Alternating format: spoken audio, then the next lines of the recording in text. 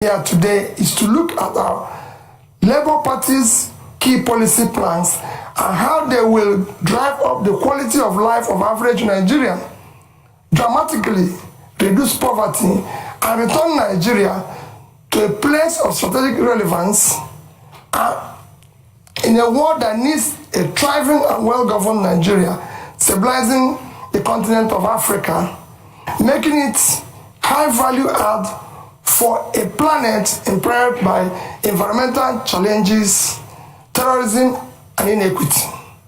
I also plan to speak on institutions and how the leadership we offer can facilitate the evolution of stronger institutions with the rule of law a key anchor to nation building in Nigeria.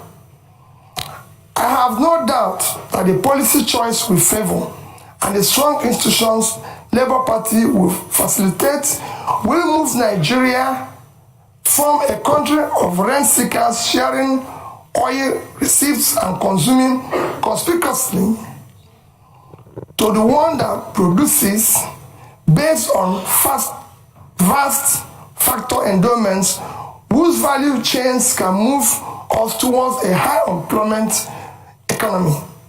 We will turn our youth budget to a democratic dividend rather than today's harvest of time bomb of violence, insecurity from uneducated, unemployed, and marginalized youth. This forms the first and most important thrust of our government priorities, without which the rest will not be achieved, to secure Nigeria, end banditry and insurgents, and unite our dear nation to manage our diversity so that no one is left behind. The growing insecurity you see in Nigeria today is not because the enemy is formidable. It is not a lack of focused leadership, ineffective security government structure, and poor coordination from the center. All this needs to be addressed by first projecting strong leadership, signal that will allow both state and non-state actors to be mobilized around single vision. Then, by pursuing a robust reform of the security governance structure, coordinating mechanism that assures all levels of government, federal, state, local, with three-level policing are aligned with strong collaboration with partners from both private and development groups to provide required services and deliver results for every Nigerian. Once this is done, it is important to have a single, clear, coherent, consistent development process. It is important for institutions to be able to provide strong leadership, coordination, capability, partner and engage collaboratively with all relevant stakeholders in an environment that mutually reinforces values. The second plank of our policy thrust is to shift emphasis from consumption to production by running a production-centered economy that is driven by agrarian revolution and export-oriented industrialization. With about 70 million hectares of arable land, we will pursue an agricultural revolution through proper segmentation of Nigerian to activate and harness factor endowment of different parts of the country for both rapid and mechanized agricultural development and as a pillar for Nigerian other sectoral development and industrialization. We will incentivize and invest in an agro-cluster and industrial cluster development across our geo-resource zones to take advantage of agglomeration and scale effects, of particularly in the northwest, northeast, and north central regions of Nigeria. We will dredge both River Niger and River Benue, build dams massively to support planting of economic trees across the country for local usage, poverty and elimination, export and revenue generation. A key task is to sequentially but decisively dismantle the inefficient and anti-market distortionary structures restraining Nigerian economy from creating a precondition for a dynamic pro-market economy.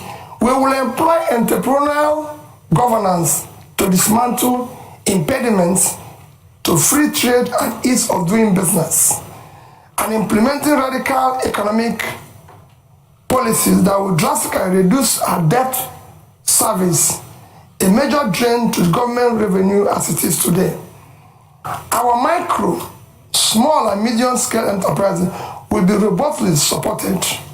Further borrowing must be strictly for productive purposes and not for consumption. While we aggressively pursue the activation of all opportunities in oil and gas value chain, we will target incentive schemes that will be professionally administered to diversify our non-oil export portfolio with proper consideration and management of climate change risk and opportunities. The third pillar of our government priorities is to restructure the polity through effective legal and institutional reforms to entrench rule of law, aggressively fight corruption, reduce the cost of governance, and establish honest and efficient civil service. Reducing costs of governance in Nigeria is an effective way of fighting institutional corruption. In addition to reducing the cost of governance and streamlining government operations for efficiency and effectiveness, we will ensure that reforms we pursue will not in any way affect the livelihood of our hardworking and efficient civil servants. Critical to fighting corruption, we will install a new budgeting system founded on the cardinal principle of public accountability, objective setting, and program implementation. This is against the extant budgetary principles of revenue mobilization, expenditure allocation, borrowing without emphasis on monitoring, evaluation, and feedback. We will enforce principle of performance auditing, institutionalized monitoring and evaluation process of the entire public service delivery as the primary means of actualizing our vision of the new Nigeria. This reform will institutionalize our personal involvement of both the President and the Vice President in setting budgetary objectives of MDAs and monitoring, evaluating the implementation process through Office of Regulatory Review in the Office of the President. Budget monitoring and evaluation capacity will be strengthened within the Presidency. We will embark on effective micro and physical restructuring to quickly restore physical viability by discontinuing unaffordable subsidies which have left a black hole in government finances. Fiscal and monetary policy will be coordinated with each conventional tool transparently instead of distorting markets in favor of privileged few.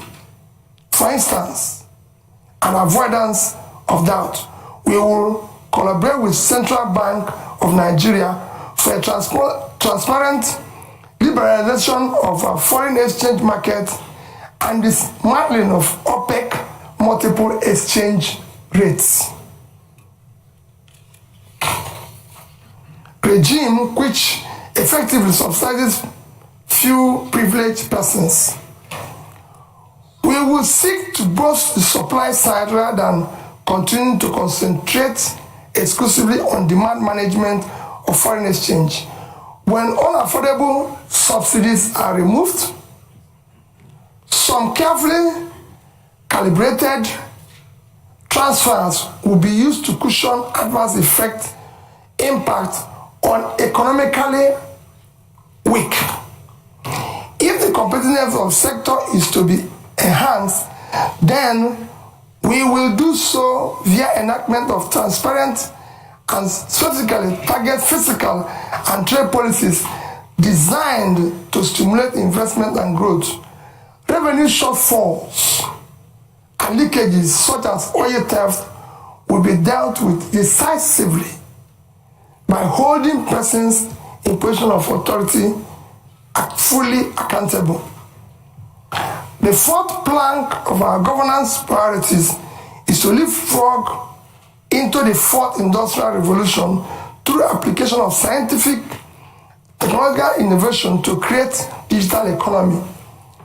Building on the gains of agriculture-led manufacturing and export, we will pursue development of knowledge and skills to leverage on the emerging disruptive digital technologies, automation, Internet of Things, artificial intelligence, robotics, virtual reality, blockchain technology, biotechnology, and data science, all of which are the heart of the fourth industrial revolution. The fifth plank of our government priorities is to build expansive infrastructure for efficient power supply, rail, road and air transportation, and pipeline network through integrated public-private partnership and entrepreneurial public sector governance. Our solution to the perennial power problem in Nigeria is comprehensive and is well covered in our manifesto. We will ensure that we deal with the issue of transmission distribution. However, we will immediately complete the 2.3 billion Nigeria Siemens network improvement deal to achieve a stable 7,000 by the end of this year, 11,000 megawatts by 2024, and 25,000 megawatts by 2025. We will support local manufacturing capacities and power technologies and encourage and expand local R&D in universities, training centers, and workshops, through which many jobs will be created. Our sixth priority program is to enhance human capital development of our youth for productivity and global competitiveness through investment in education, in research, quality health, and entrepreneurial education. The World Bank Human Capital Development Index ranks Nigeria 168 over 173. To move Nigeria right to the top bracket of the index, we will pursue a Marshall Plan type program on education that incorporates compulsory technical and vocational skills, sports, entrepreneurship, programming, digital skills from primary to secondary school level. In line with this commitment to transform our educational sector, we will prioritize funding of this critical sector. Our tertiary institution will be remodeled to serve as hubs and centers of research, development, and commercialization of ideas for quick industrialization of Nigeria. Finally, our seventh priority is to conduct an Afrocentric diplomacy that protects the rights of Nigerian citizens abroad, advances the economic interests of Nigerians and Nigerian businesses in a changing world. In concluding, let me say that the problem with Nigeria is at once complex and simple. It rests on leadership. As our erudite Professor Chinua Achebe stated, the trouble with Nigeria is simply and squarely a failure of leadership. In Achebe's view, there's nothing basically wrong with Nigerian character.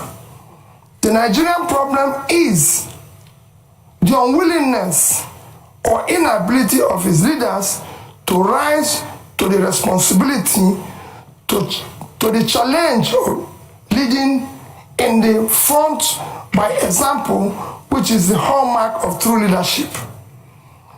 When people of competence, character, commitment, compassion take over the leadership and pursue their mission and tasks with seriousness required, a new Nigeria characterized by peace, unity, prosperity, inclusiveness will be achieved and sustained. That is what driving Dati, Baba Ahmed and I to join to offer to lead this desire and crusade of Nigerian, particularly the youth, for an inclusive and sustainable Nigeria that works for all. In line with my upbringing, especially my mother's counsel, my promise is that Nigerian resources will be most prudently used for Nigerians. And as Commander-in-Chief, I, Mr. Peter, will sincerely pledge that our path with Nigeria will be diligently pursued to create a new Nigeria characterized by sustained and inclusive growth and development for all.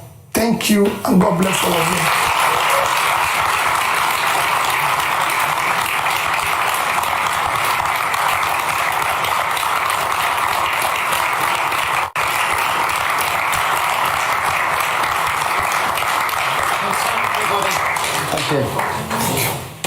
Peter, I don't know if you want to sit for a moment while we take a few questions. We'll take them in threes, or you can stay there as you wish. Yeah.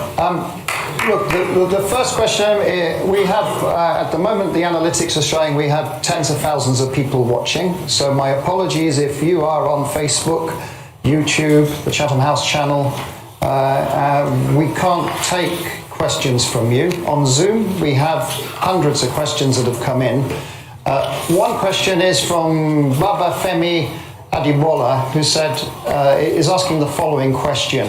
Given the complexity of Nigeria's democracy and the Labour Party not projected to have the majority in the National Assembly, how would you work with legislators to ensure the radical reforms you are proposing come to light if you win the presidential election? So that's one question. Just hold that there. And I'm going to go right to the back of the room, right at the corner there. The gentleman right in the corner. Yes, so yes, you.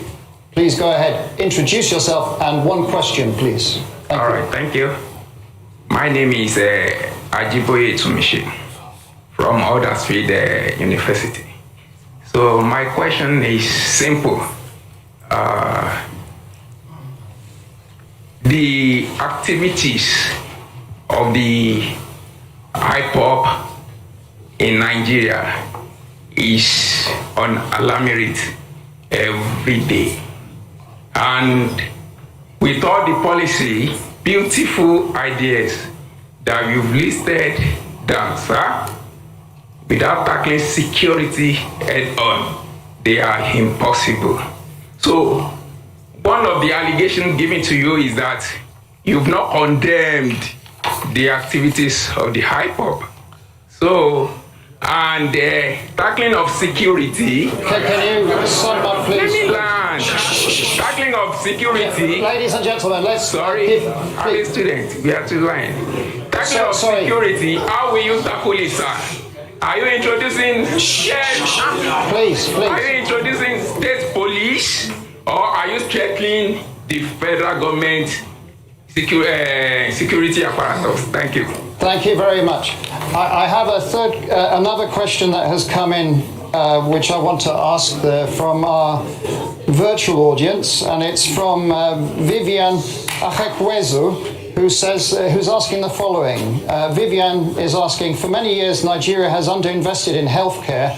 What are your plans for achieving universal health coverage, where access to healthcare is a right rather than a privilege, as well as ensuring sustained funding for epidemic preparedness and response? We did have a similar question for Mr. Tunubu in the last session that we did. So there are 3 questions there for you, Peter, and then I'll come through the audience here. Please just be patient.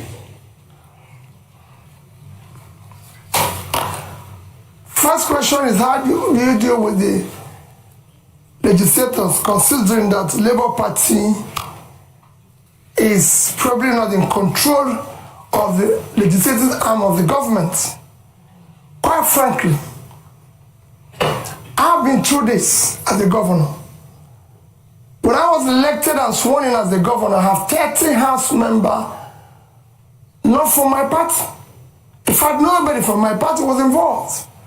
As long as you are pursuing what is right, everybody will go with you, because the legislator is insecure in his place.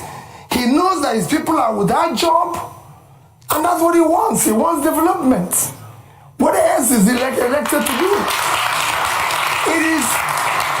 It becomes a problem where you are pursuing transactional policies which will benefit you, or you are engaging in nepotism where you have to.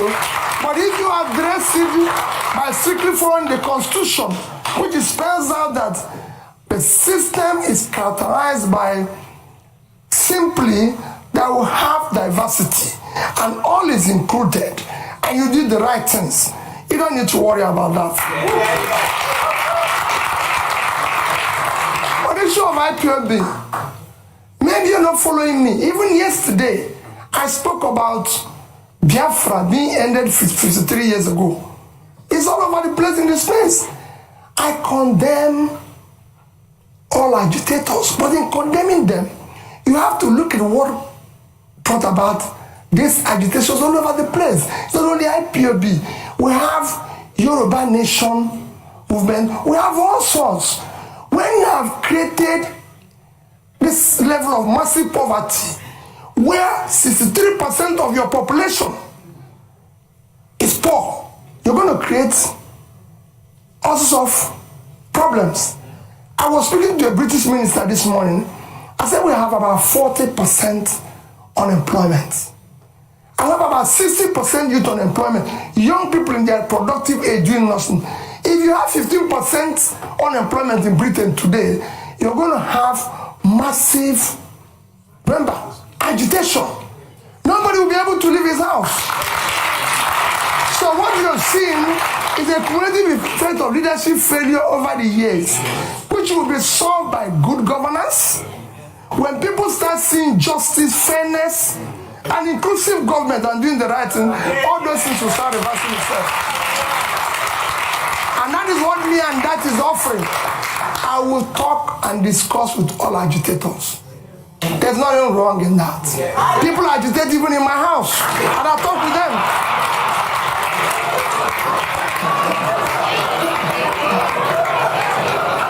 So I'll deal with everybody. I'll show you of that. Don't worry about that. On the issue of health, yes, we have a problem with health. We have underinvested, and because our government have not prioritized our development agenda, everybody knows that the only measure of development that is recognized globally today is Human Development Index. And this is hanged on 3 items: life expectancy, which is health. And we are low in that. Nigerian life expectancy today is about 50 something, as against global average of 72. So we're low. Same in education. So it's to prioritize that. I just gave somebody an example. In the past 5 years, from 2015 to 2021, Nigerian budget in health is under 2.5 trillion naira for 200 million people. It's unacceptable. Even this year, our budget for health is about 1.5 trillion. Our budget for education is about 2 trillion. Two of them combined annual budget is about 3.5 trillion. When your 6-month budget for subsidy, which is a criminalized, listen, is 3.6 trillion. It's not acceptable. You have to put money in key development areas. As Professor Johnson has just mentioned, and I read out here, that what separates country, rich and poor, is health and education. So it's clear. So we will deal with it. But he said, how do you cover it? Nations of our size have covered it. How did India, for 1.4 billion people, cover issue of health? How did Indonesia cover that? Well, big nations have done it well. If we don't know how to do it, we learn from them. There's nothing wrong in learning if you don't know how to do it. I'm going to take more questions. Now, there is someone who has such a strong arm. The arm has been up for 15 minutes. Now, I'm not going to say that's criteria for taking question next time. But, madam, you get the question. You have the strongest arm in the audience. Please introduce yourself. One question. Thank you so much. Good afternoon and welcome, sir. My name is Priscilla Winkbo. And I'm an independent broadcaster here in London. And sir, you spoke about your point number 5, which is to generate electricity and power in Nigeria. And you spoke about transmission, distribution, and generation. But I think it's fair to say that our problems with power goes beyond those 3 areas. And the main problem that I see here is this. We have a population or part of the economy, shall we say, those who supply spare parts, the engineers, those who work within that sector, whether it's those that are selling generators, and we know that that issue is perhaps the biggest issue when it comes to our power generation. So my question here is this. How do you plan, number 1, and I'm going to take a risk here, to deal with the big boys, and how do you also plan to address that economy that will then no longer exist because you have generated power? Because I'm sure that they too will rise up against it. Thank you so much. Thank you very much. We did online have lots of questions about refining also, and so this is a key issue that people are asking question about. So the gentleman there, a bit further along. Yes, there. You, just there. Yeah. Please go ahead, introduce yourself. Thank you very much. Question. Good to see you, Peter.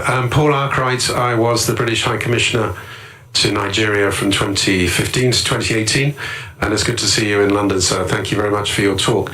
I've now moved into private business. I'm a consultant, and I'm advising companies and funds, investors to look at Africa, to look at Nigeria, to consider investing there, and everyone agrees, I think, that FDI, foreign direct investment, is critical to the future of Nigeria. But at the moment, they're very cautious, and that's putting it diplomatically. When you become president, sir, could you tell me the sort of 3 things you would do in the first, let's say, 100 days, which would send the right signal to foreign investors to look again at Nigeria, not just look again at Nigeria, but to invest in Nigeria? Because as you know, I'm one of Nigeria's strongest supporters, and I think this is a country which is worth investing in. Thank you. Okay. And I will come back to this side. The gentleman just there. You, sir? Just there. No. Behind, sorry. You're the lucky one. One question, short, please. Give your name. Good evening. It's William Owomayi, the UK Joint Ambassador to the Commonwealth and a member of Chatham House. You've caught Nigeria by storm in recent months with your campaign and your vision to unify Nigeria, mobilising young people all across the country. You mentioned debt a few times in your speech. Currently, the government is repaying debt to the central bank at an interest rate of 19.5%, which is extremely high. How do you plan to support the next generation? The government is paying? Repaying the central bank debt by 19.5% interest rate. How do you plan to support the next generation by dealing with the debt repayment crisis? And also, how do you plan to deal with tackling financial transparency in Nigeria? The central bank hasn't released its balance sheet in about 3 years. Thank you. There you go, Peter. 3 questions. Let me start with my sister there. He talked about the big, what you're saying is about the big boys who are selling generators. Let me assure you what we've been campaigning on. Our campaign, you have heard them say we don't have structures. That is the structure we're trying to destroy. Structure of criminality. That is what I mentioned. That Nigeria is being held captive.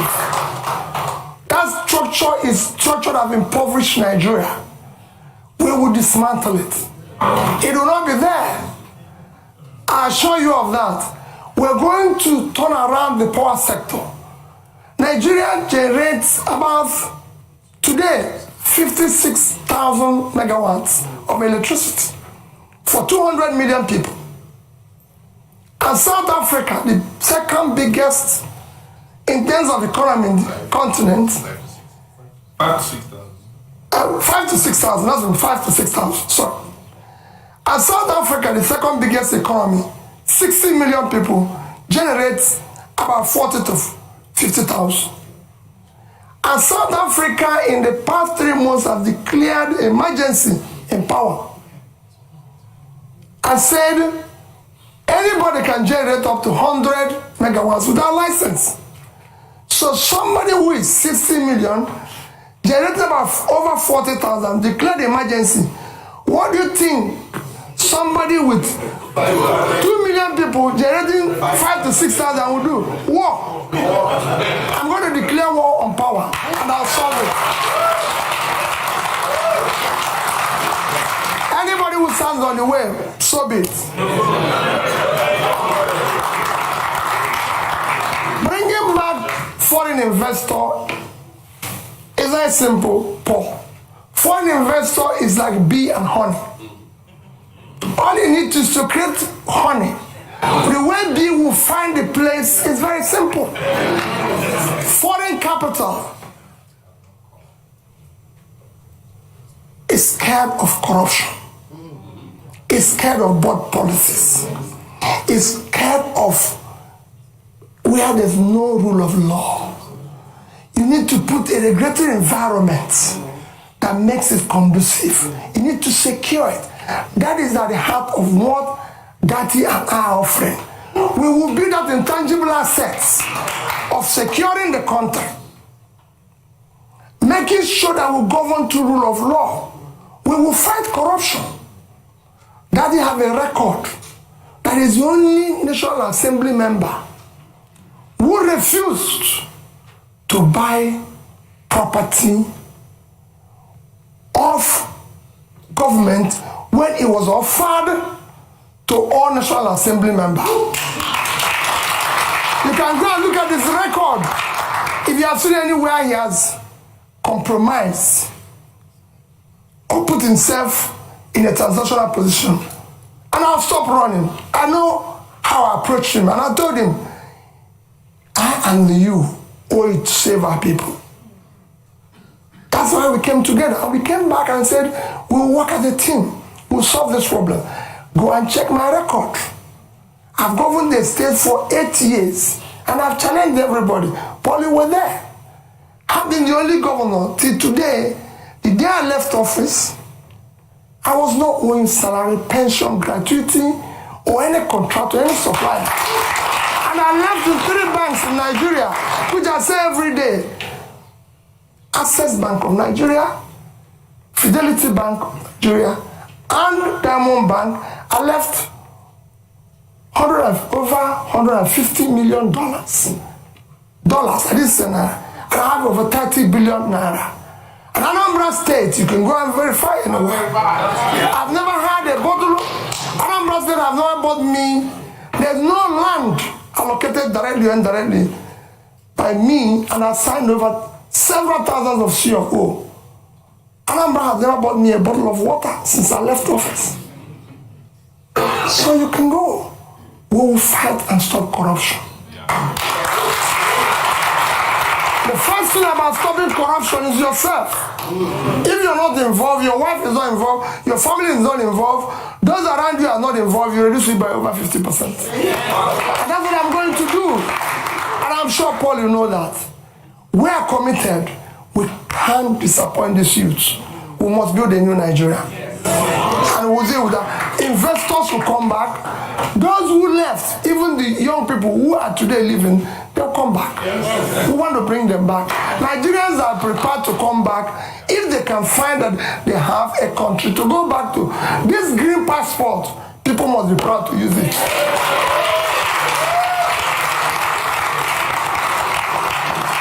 On issue of capital, where do you find money?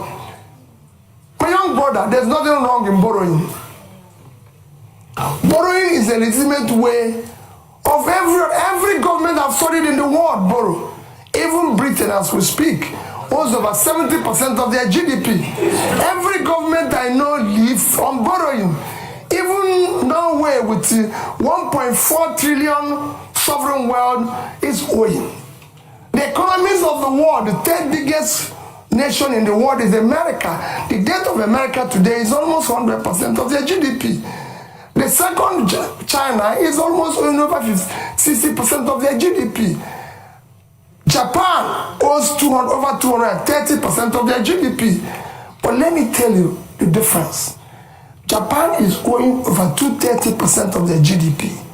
They invested the money to save their economy. And in that, even with that, Japan is still the highest holder of US treasuries. So there's something they can fall back on. What has happened? So borrowing is not wrong. If I have done, I compare two countries that borrowed with Nigeria and how well they've done. But what has happened is that when you borrow for consumption, you have a crisis. Nigeria borrowed for consumption.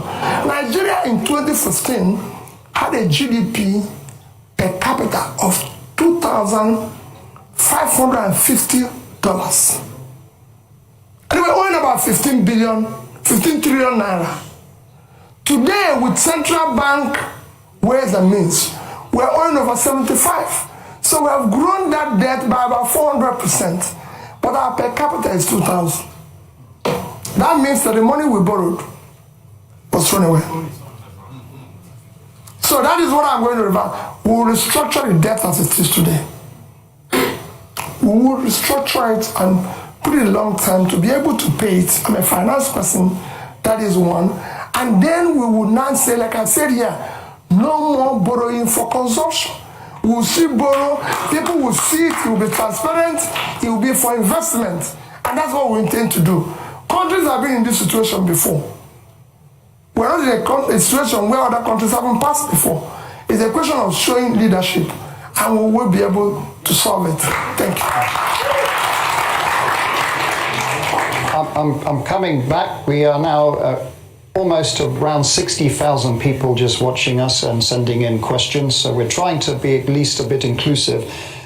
We have a question from Debo Ademoyo, who is asking, what are your policy ideas on climate change? Do you have a plan for ensuring sustainability in a new government? So that's one question.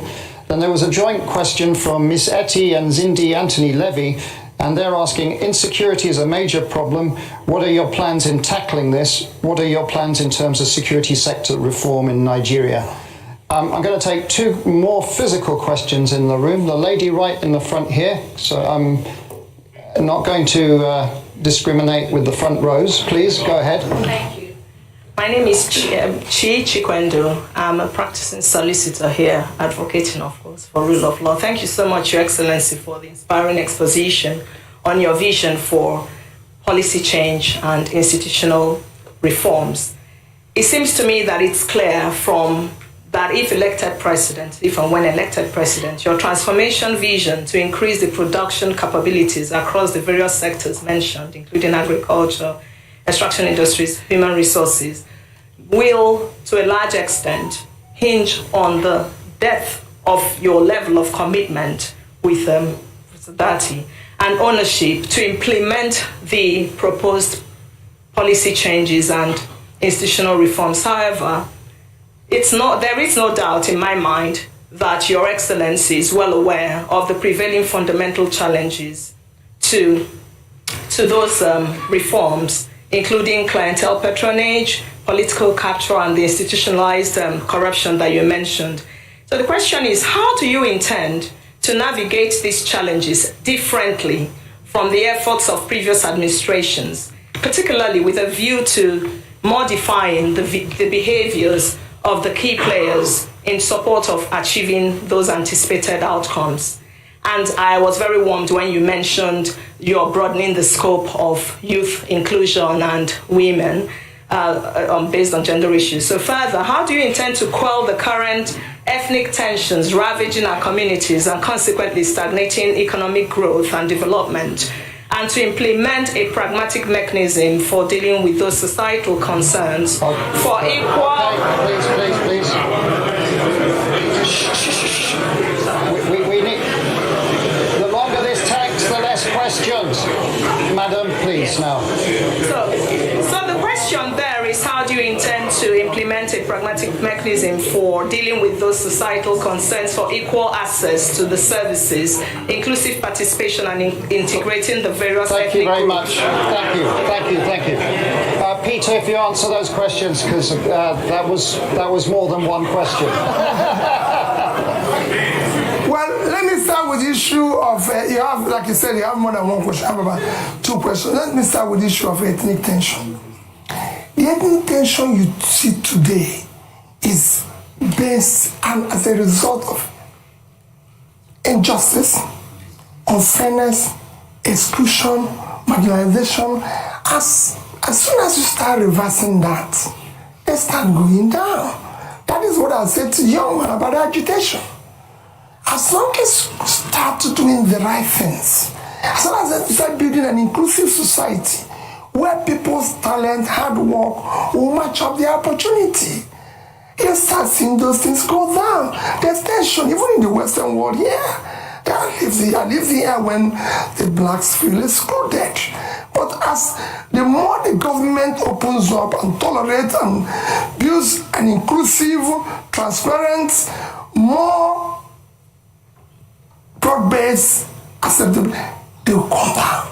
And we will show, I've said before, we will show compassion. We will show love. Because there's nothing, you're a leader. Don't go away when Biafra is under the water. Don't leave Jigawa to die. Don't say, oh, I cannot go to Southern Kaduna because there's a problem. We will show compassion. We will lead from the front. We're not going to walk away. And for me, Borno is part of Nigeria. I don't want to say people, oh, the region is insecure. Nigeria is insecure. Like I told the IDP people in Christmas, I spent my IDP with IDP people in Makurdi in Christmas. And in New Year was another IDP camp in Abuja.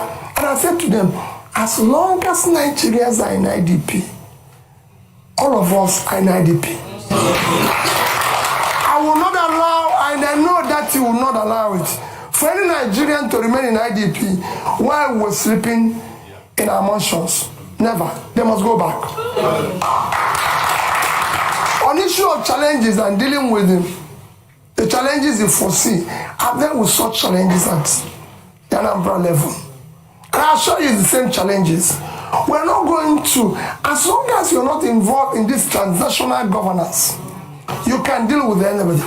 And we're not going to compromise. We have an issue, I said, we're at an existential threat that we don't need to. There's nobody, there's no sacred cow. You either be a Nigerian or you can find another country. We have a country with the rule of law. It will be the same level playing field for everybody. I want to solve the problem. For example, I said it without equivocation. I must pull out the poverty that is devastating the north.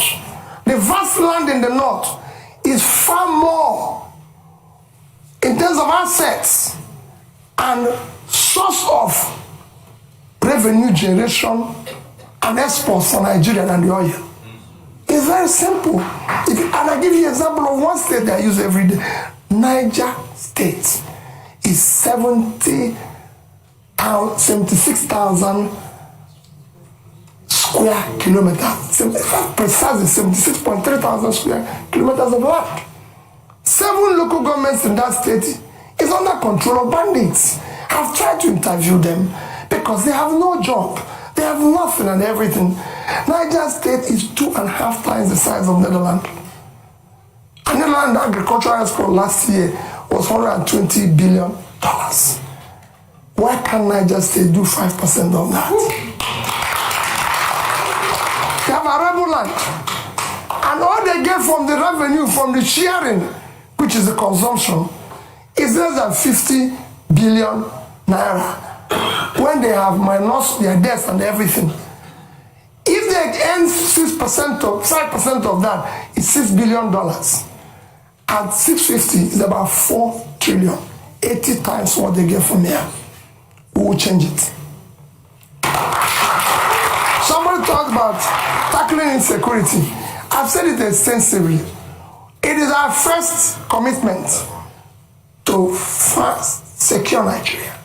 Securing Nigeria is not impossible. I secured Anambra State as governor. And it won't be different. I've said we will deal and talk with those we will win, we will talk with those who are winnable. It will be carrot and stick. And those who don't, we will deal with them. We're not going to shy away. Nigeria must be secured. It's a country. Every country must be secured. But we're not going to walk away from the problem. We'll deal with it. We have our armies and military used to secure Africa.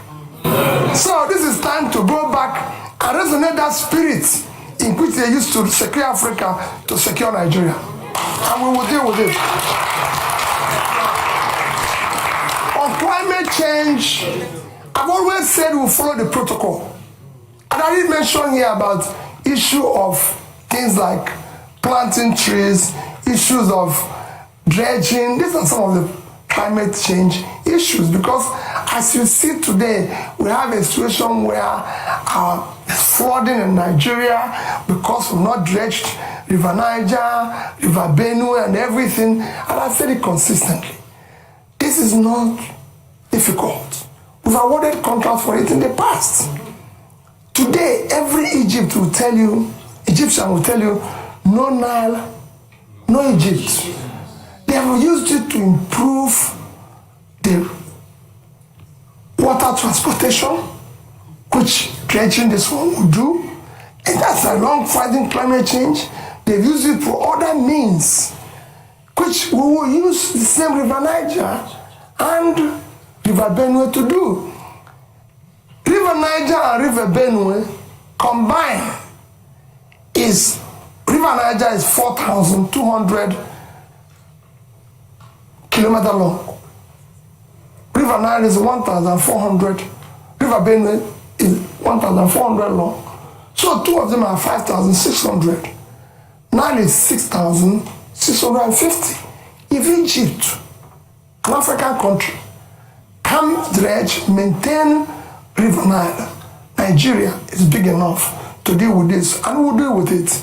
And I assure you, you'll see the difference. It will be clear. Other protocols of climate change, will follow it. Where we find difficult, we'll negotiate and talk with other involved in that. We are signatory to it, and it's devastating the world today. So we must follow the protocol. Thank you. The clock is ticking. We're on borrowed time now, but we are going over, as I said. So there's right at the front here, there's a gentleman there. I'm going to take 3 questions, and then I think the clock is going to have had its say. Short and sharp, please. I'll go ahead. Keep it short. Hi, good afternoon. My name's Alexis Akwajiram. I'm the managing editor of Semaphore Africa. My question is, if you become the next president, would you seek to keep the current central bank governor or replace him? And please explain your answer.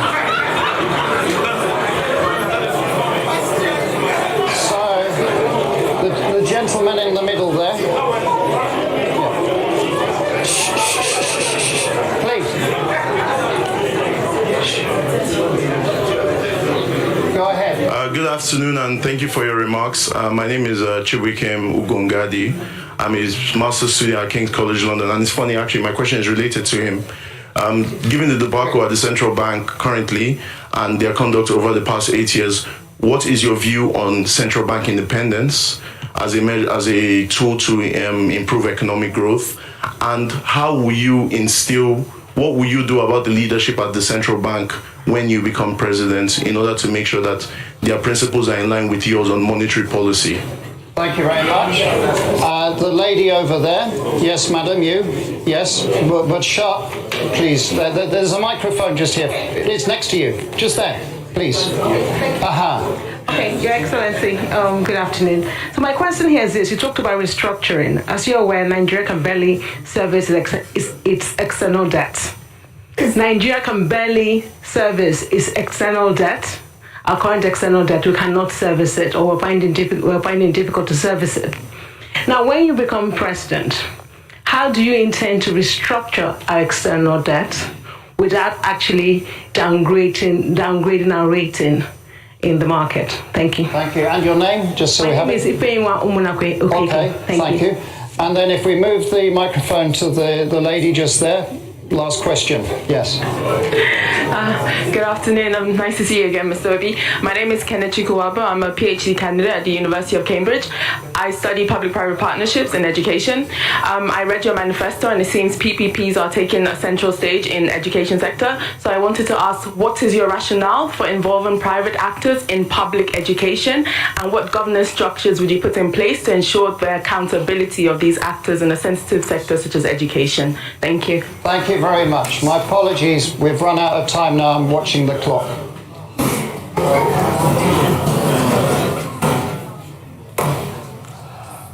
Okay. Alex, I hope you will allow me. There's somebody here that is so keen. When I was coming in, he had a question that is so interested, and is like, so I told him if I have opportunity, I will request and answer it publicly. Okay. Let me again go. People are talking about the central bank governor. The problem, first, let me assure you, central bank will maintain its independence. It will be respected. And again, it is not the problem of the person there. Central bank have a role of monetary policy, if I'm right. Then you have this physical space. It's like a street football. When the person who is supposed to be in the physical space is no longer, it's like you go to a football match, and somebody who is supposed to play in a particular wing is no longer there. You find people playing various wings. The weakness of the physical space allows the monetary space to take over, and in supporting, because there's a weak governance structure, that is why we're able to do what we're doing. What is happening today is happening. So if you're replacing Godwin and putting somebody with that level of physical rascality, which is what is fueling our inflation and even our rate of exchange today, these are some of the things you need to cut. As long as the government continues on that fiscal rascality, that situation will occur. That's what you need to fix. I won't say what will happen. His term is actually coming to an end, so it won't be too long. So that's that. I assure you that we'll deal with that. You asked about PPP in education. I said in Cambridge. Is Cambridge run by British government? No, I just want to know, because I don't know. When we're talking about PPP in education, we're talking about tertiary education. We're not talking about basic education. We will ensure that basic education is free and we will drive it aggressive because we have 20 million out of school children in the north, which I've said we will deal with decisively, because those children mostly have learned Quran, which means they're intelligent. We'll meet them at the point of learning Quran and teach them skill. For the tertiary education, we must find a way to fund it in a collaborative way, public partnership, in order to be able to ensure that 4 years will be 4 years, not what is happening today. That's what we mean by that. And it will be, you'll see, it's a win-win situation. That's it. No, not the basic. It won't be the basic. Then, issue of barely servicing our debts. We're not, I've said it before, we're not the only country that have gone through this. Once we move from consumption to production, what we're going to do first is that what you see today, we're inability to service our debts, is because of fiscal rascality. You're paying unsustainable subsidy, which will be stopped from day one, because it's a criminal thing. You're no longer generating money because they're stealing oil. And the only people who can steal oil are people in government, because ordinary people cannot steal oil. You can't put it in your pocket. It's something that you come with sheep. So all those, and you stop corruption, the waste, everything. And you go to seek to ensure that the revenues of government are properly collected. These are things, when you have tightened all the leakages and waste, you'll be able to increase your position and you negotiate and be able to service them. Let me just give you an example. Nigeria is today the only OPEC nation, apart from Venezuela, because of fashion, that is not meeting up its quota. Because over the years of oil theft, the multinationals and everything have not been investing, coupled with the theft and everything. You're not realizing what you're supposed to. Every other nation that is in the same condition was able to bring down their rates and inflation within this period of Ukraine war. I'm not saying it's good to wait for war to be able to get more revenue, but people are taking advantage of it, because it's there. And you can't run away from it. But we couldn't take that advantage. Our situation got worse because of poor management of our own physical space, which will change without an eye. And finally, like I said, somebody kept telling me that issue that people have been saying that if I become president, that there's issue of being, how do I say, what word do they use? Stingy. Pat knew the question of stingy. How are you going to manage? Because they said you'll be stingy and everything. And let me say it publicly that people don't know what it is all about. At the heart of poverty is capital formation. And you can't go about capital formation without savings. Even in the most developed world, which is why I said that Japan holds highest amount of US treasury. If you listen or you go and read about what Professor Ragnar Musk done in the 50s, it showed it clearly. Capital formation is at heart of poverty. Without capital formation, you have low productivity, low income, and you produce poverty all over the place. What I was doing as governor, I was the best governor in Millennium Development Goals by the UNDP. You can go and check that. Is that? I won a prize for the best road network. I I want the gay price back to back on health. You can go and see what I did in health. Build scratch, teaching hospitals and everything. Improved number one in education. And above all, I was able to save because I believe in future generation. If you look at that savings, I said future generation funding because we want to have proper capital formation to drive tomorrow. If I have opportunity in Nigeria, no matter what we do, we'll do the same thing. We must save for tomorrow. Because that's how you form capital to turn around tomorrow. So as the end, I appeal to all of you. There's nothing more powerful than an idea whose time has come. Victor Hugo. The time today is to have competent leadership with character, commitment and compassion. And that's what Nigeria is yearning for. That's what Dati and I are offering you. Let's have opportunity to build a better Nigeria. Thank you.